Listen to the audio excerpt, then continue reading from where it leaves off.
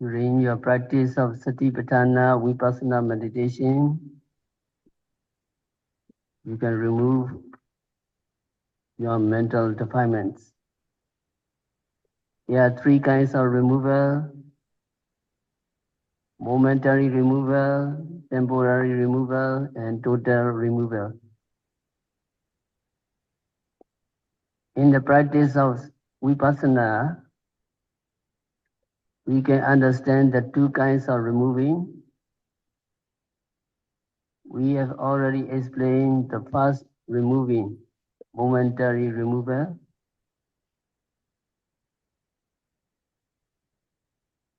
There can also be the second kinds of removing, temporary removal. That is, if you have practiced meditation well, you are able to avoid abhijja and domanassa, desire and discontent with regard to the object you observe. You will find that you are able to avoid desire and discontent even with regard to those objects that you do not observe. Here, do not observe means do not treat with mindfulness. Naturally, the objects we come across can cause desire and discontent in our minds.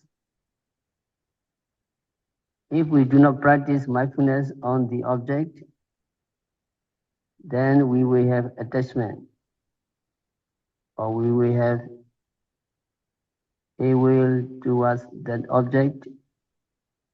That happens to most people. If you are good at Vipassana practice, and you have this experience of avoiding desire and discontent with regard to objects that are observed, you will find that you are able to prevent them from arising, even with regard to those that are not observed. That is what is called temporary removal by Vipassana. Yesterday we mentioned when yogi reach Sankaripika Jnana, yogi are able to prevent them from arising, even with regard to those that are not observed. So Vipassana can achieve only these two kinds of removal: momentary removal and temporary removal. But Vipassana cannot achieve the third one, the total removal. That will be done by enlightenment or path consciousness. The third removal is called total removal. That is samocheda, removal by cutting off. It is like you cut the root of a tree and it never grows back. So the total removal or removal once and for all is called removal by cutting off, and that is achieved at the moment of enlightenment. The mental defilements eradicated at the moments of enlightenment never comes back to you. An Arahant has eradicated all mental defilements. He has no attachment, no anger, no pride, no jealousy, and other unwholesome mental states. Even though Arahants are provoked, they will not get angry. Even they may see a very, very attractive and beautiful object, they will not feel any attachment or desire for that object. Those are the persons who have eradicated mental defilements by totally cutting them off.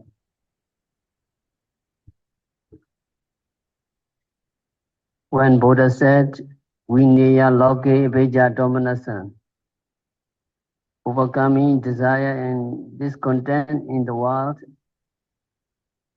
he meant that the meditator is able to avoid desire and discontent from arising with regard to that object which he or she is observing. Here, abhijja, covetousness means all kinds of attachment, greed, lust, and other similar mental states. And domanassa, grief means not just grief, but anger, hatred, depression, sorrow, all are included in grief. There are three roots of unwholesomeness, akusala. They are attachment, anger, and ignorance, lobha, dosa, and moha. Among these three, lobha and dosa, abhijja and domanassa, two are mentioned here. Abhijja, covetousness, is actually the first one, which is lobha or attachment, and the second one, domanassa, is anger. So by covetousness, abhijja, we mean all sides of lobha, and by domanassa, by grief, we mean all shades of dosa. Moha, ignorance, is not included here because moha, ignorance, is very difficult to prevent and eradicate. So in this sentence, we must understand that a meditator practice body contemplation, kaya Vipassanā, making effort, applying mindfulness, getting concentration, and clearly comprehending.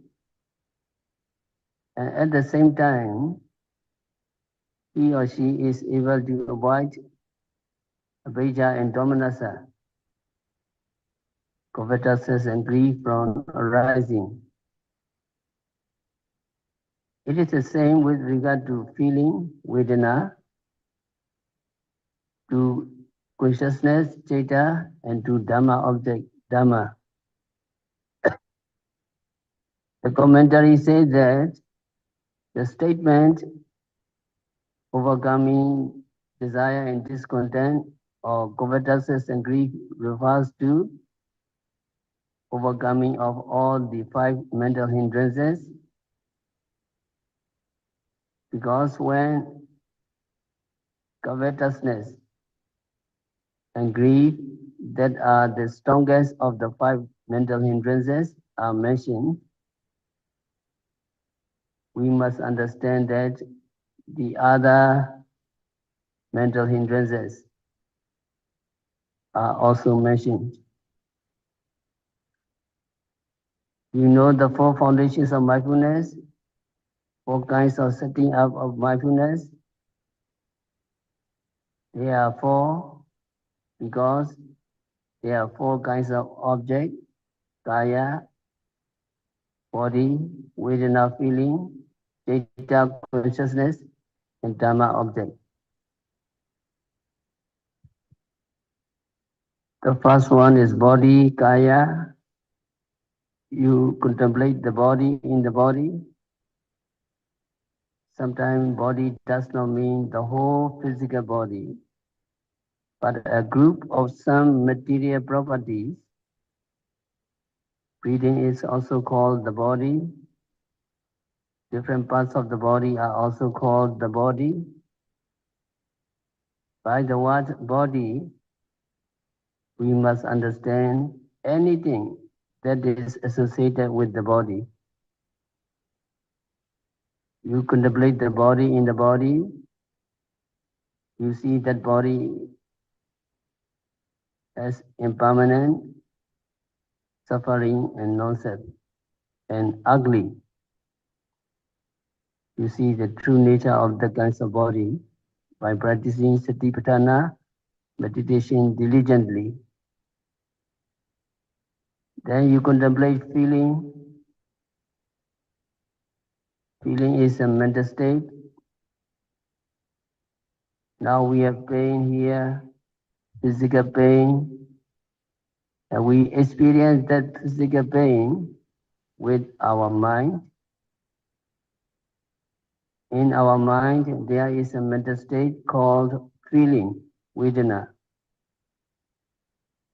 Since it is physical pain, the mental feeling is the painful feeling. And Buddha said, a meditator contemplates feeling in the feeling. It means the meditator is contemplating on that mental state and not necessarily on the pain here. In practice, when we have pain, we have to concentrate on the pain and be mindful of it because that is practical. But actually, when we are making notes as pain, pain, pain, we are really making notes of the mental state that feels the pain in the body. The feeling is of three kinds.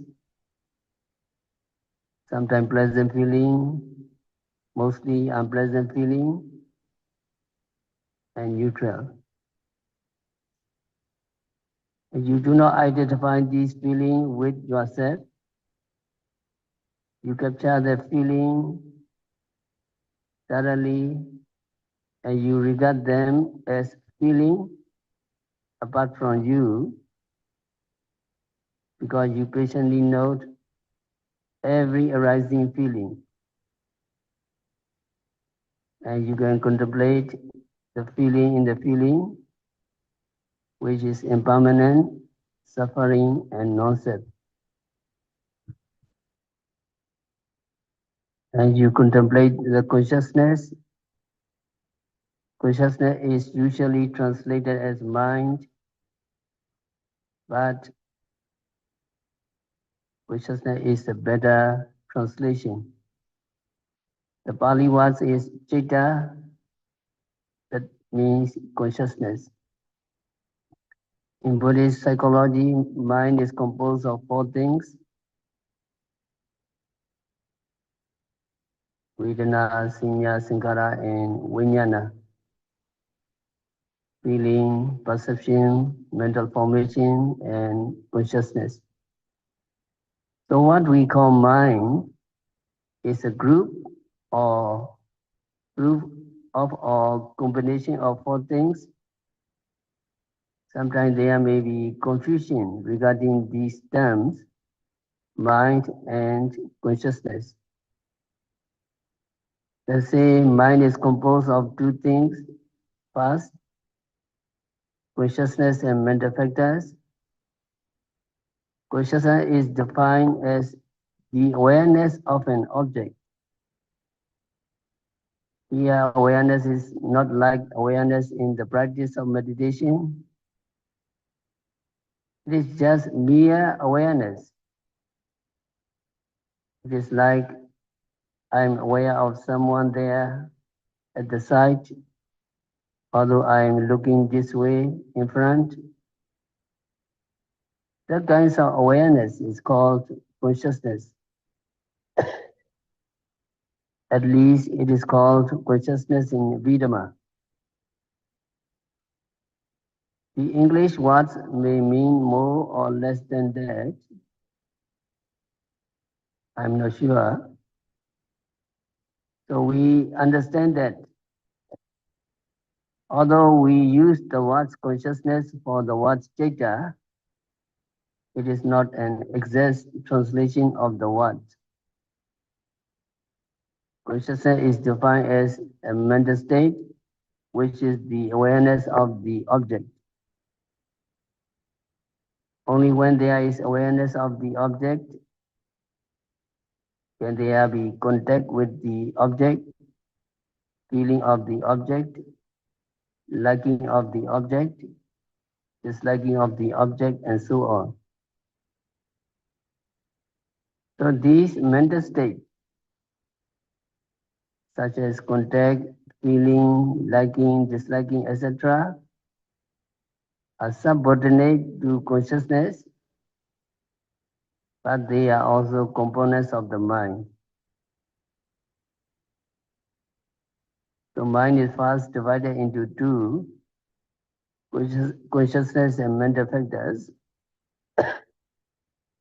Rasa, contact, Vedana, feeling, Pinya, perception, Manasikara, attention, liking, disliking, and so on, are all called mental factors.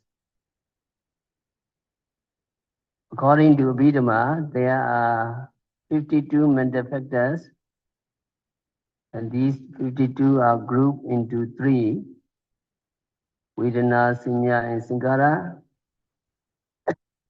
feeling, perception, and mental formation. So when we add consciousness to these three, we get four kinds of mental states. It is amazing that the fully enlightened Buddha could define and differentiate each of these mental states that arise simultaneously taking the same object. When we practice meditation,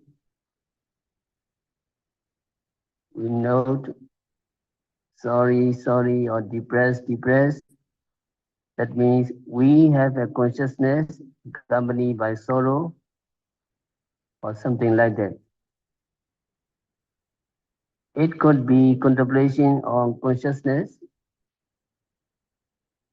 When we note angry, angry, we are doing contemplation of consciousness accompanied by anger. So meditators have to try to note every arising citta, every arising consciousness. Gradually, your mind will become purifying. When you see the every state of mind, impermanence, suffering, and no-self. Dhammesu Dhammanupasi Viharati. The meditators contemplate the Dhamma in the Dhamma. The Dhamma, Pali word, is most difficult to translate, or that cannot be translated adequately. This word Dhamma means different things in different contexts.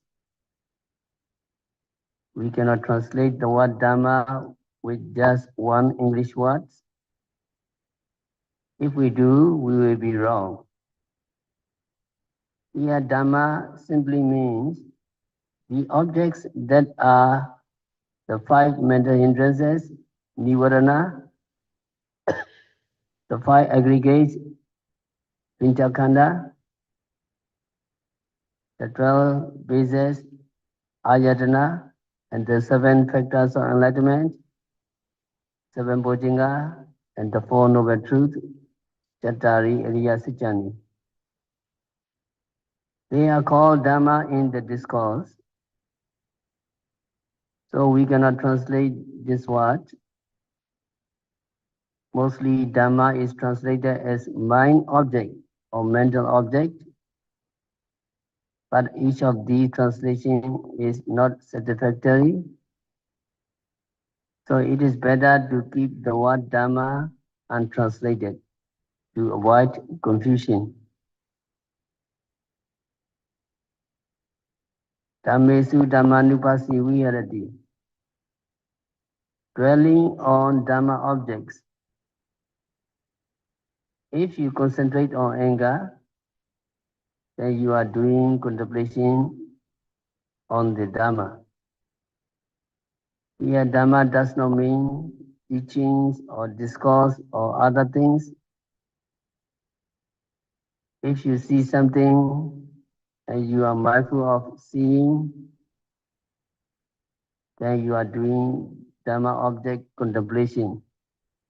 So the Dhamma object contemplation is very wide and includes mental hindrances, aggregates, bases, factors of enlightenment, and the Four Noble Truths. During the practice of meditation, you practice diligently. You try to note every arising phenomena occurring at the six senses, every seeing you contemplate, every hearing you capture the sound wave and hearing consciousness, etc.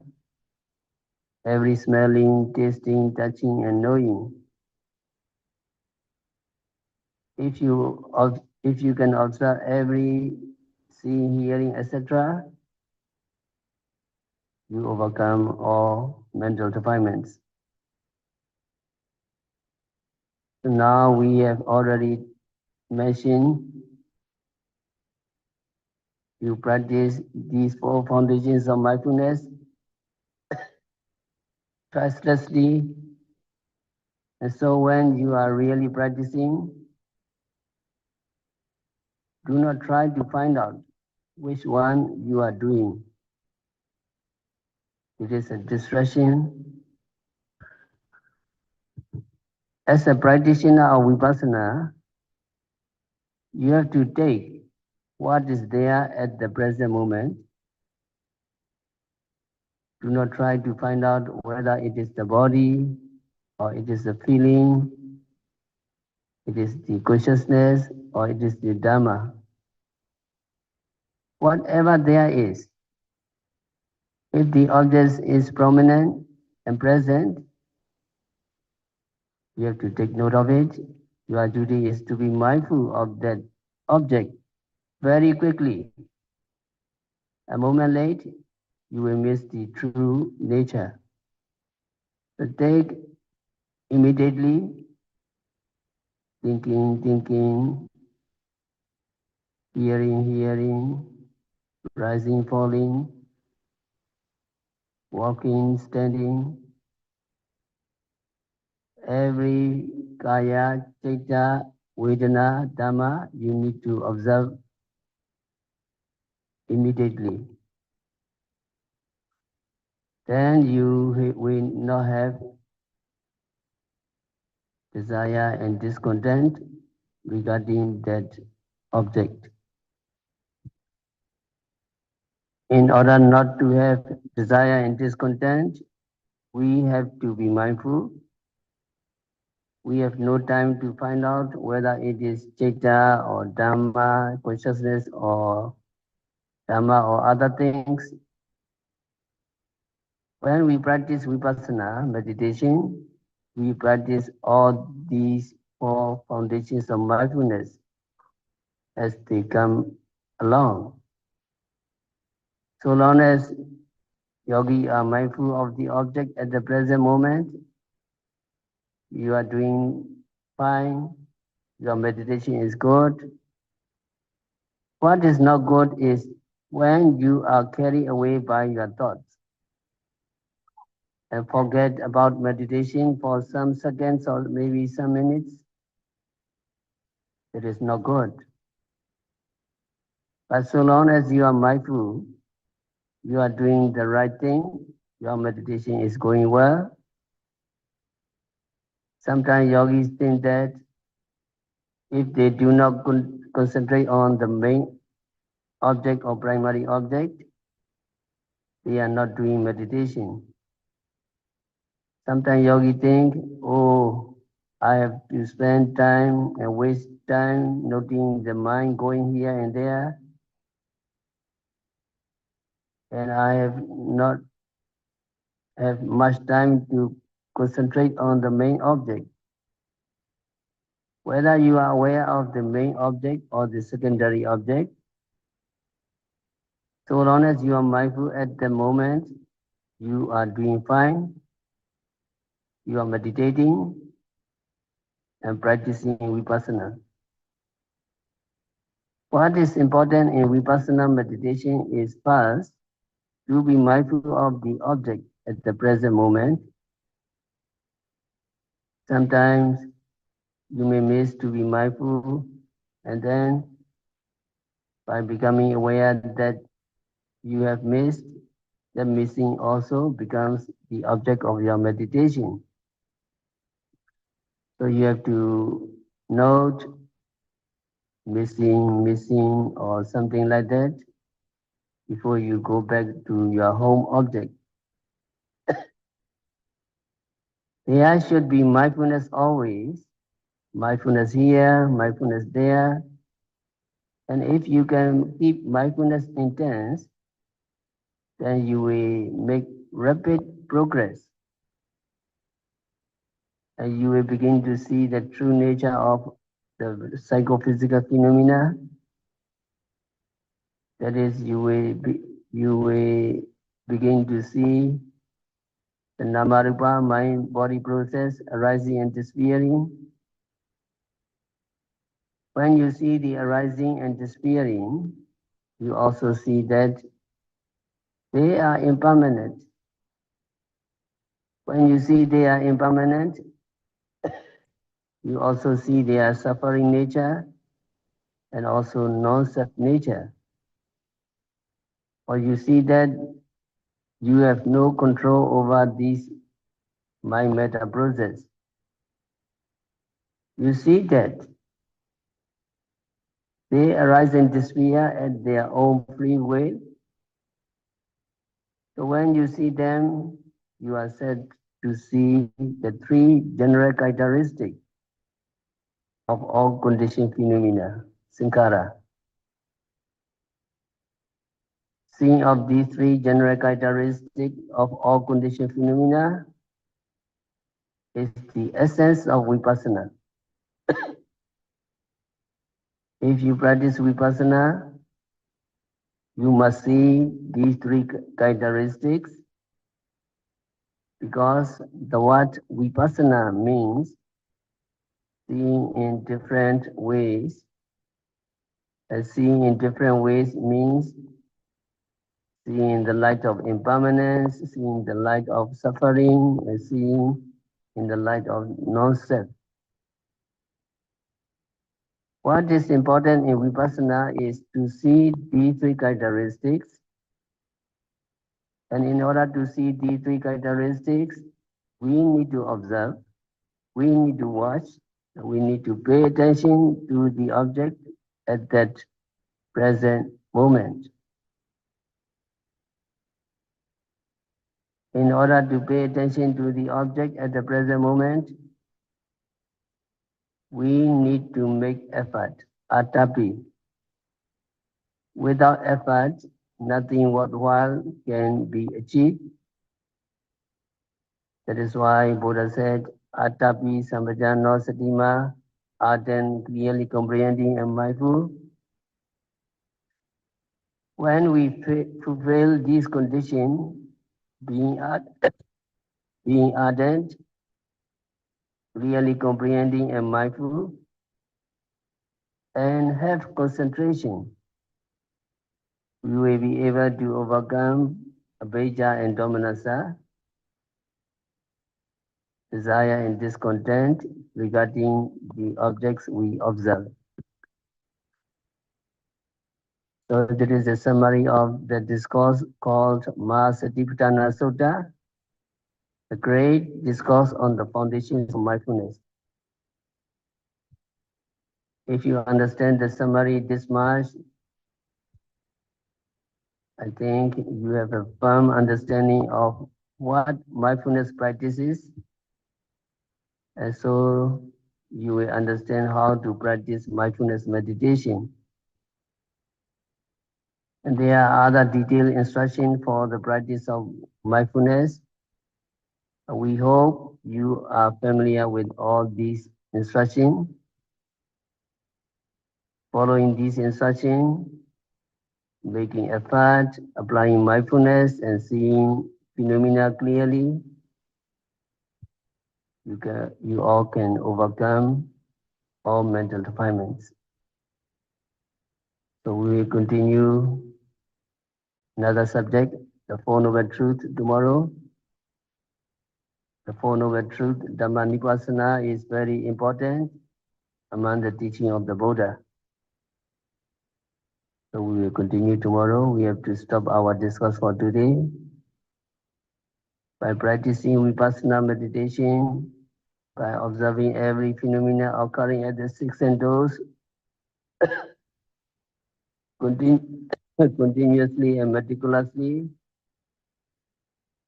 may all meditators be liberated from all suffering. May all yogis realize the real peace in the very near future.